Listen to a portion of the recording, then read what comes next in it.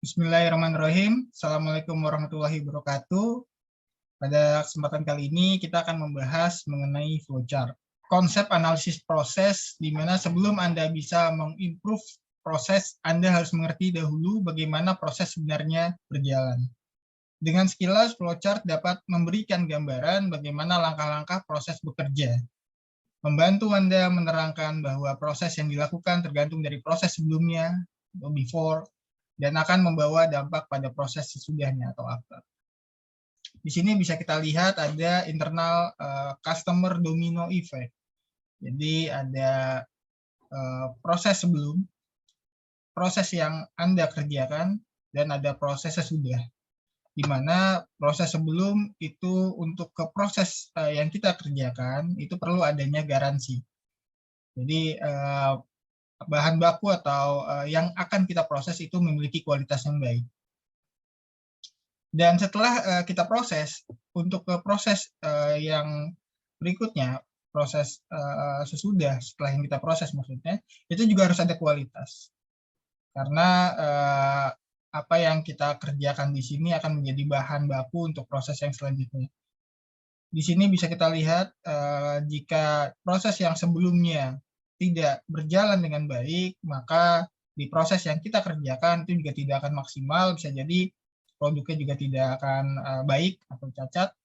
Dan ketika yang kita proses ke proses berikutnya juga tidak berhasil dengan baik karena bahan di awal juga sudah tidak bagus, maka selanjutnya juga akan tidak baik. Maka akan menjadi sebuah efek domino di sini. Di sini satu, tentukan batasan. Jadi ketika kita ingin menyusun sebuah flowchart, tentukan batasan, mulailah dari yang dalam kontrol atau bidang kerja Anda, terus tentukan tingkat kedetailan. Anda hanya berupa overview atau detail. Apakah hanya berupa overview atau detail? Jadi artinya kita harus bisa membuat itu menjadi lebih terperinci agar mudah untuk dibuatkan flowchart dengan maksimal. Yang berikutnya ada start at the start. Jadi jangan loncat shortcut.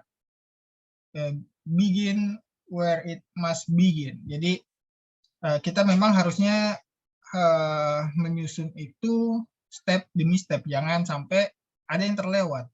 Kalau ada yang terlewat, maka akan ada miss di sana yang akan berdampak terhadap produk juga.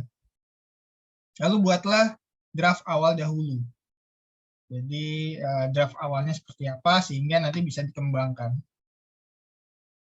Di sini flowchart mempermudah dalam memahami suatu proses atau prosedur dan memperlihatkan keterkaitan antar elemen. Di sini ada input, ada proses, apakah speknya sesuai, kalau sesuai jadi output, kalau tidak akan diperiksa lagi nih, ditentukan apakah bisa diproses ulang, atau mungkin diketahui mungkin inputnya tidak baik, atau dan seterusnya. Jadi di sini akan ada analisa. Flowchart simbol. Jadi ini ada beberapa simbol flowchart, ada apa namanya off page connector. Jadi ini awal misalkan, jadi nggak nyambung dengan yang lain. Lalu masuk ke dalam proses. Proses ada kotak bentuknya. Lalu ada decision. Jadi apakah yes ataukah no. Kalau misalkan yes, apa yang dilakukan. Kalau no, misalkan jadi produk reject ya tinggal dibuang. N, atau mungkin no bisa balik lagi ke proses yang sebelumnya. Lalu di sini ketika yes, ada konektor, jadi misalkan ada lembar yang terpotong, maka ini bisa disambung dengan logo seperti ini sambungannya.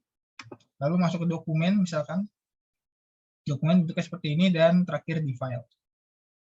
Jadi ini contoh saja, realnya akan sangat panjang, ini hanya gambaran saja untuk mengetahui bentuknya. Jadi sekali lagi ini untuk yang off konektor, jadi tidak ada sambungan lagi. Kalau untuk yang konektor yang kayak gini, untuk proses bentuknya kotak, untuk decision itu bentuknya wajib, dan dokumen seperti ini file segitiga. Proses chart simbol di sini juga ada operation bentuknya bulat, ada inspection bentuknya kotak, ada transportasi bentuknya panah, ada delay bentuknya seperti huruf D, lalu ada storage. Baik, saya rasa sampai sini dulu pembahasan mengenai flowchart. Mohon maaf jika ada kata-kata atau penyampaian yang kurang tepat. Selanjutnya bisa kita diskusikan di kolom komentar. Saya akhiri. Wassalamualaikum warahmatullahi wabarakatuh.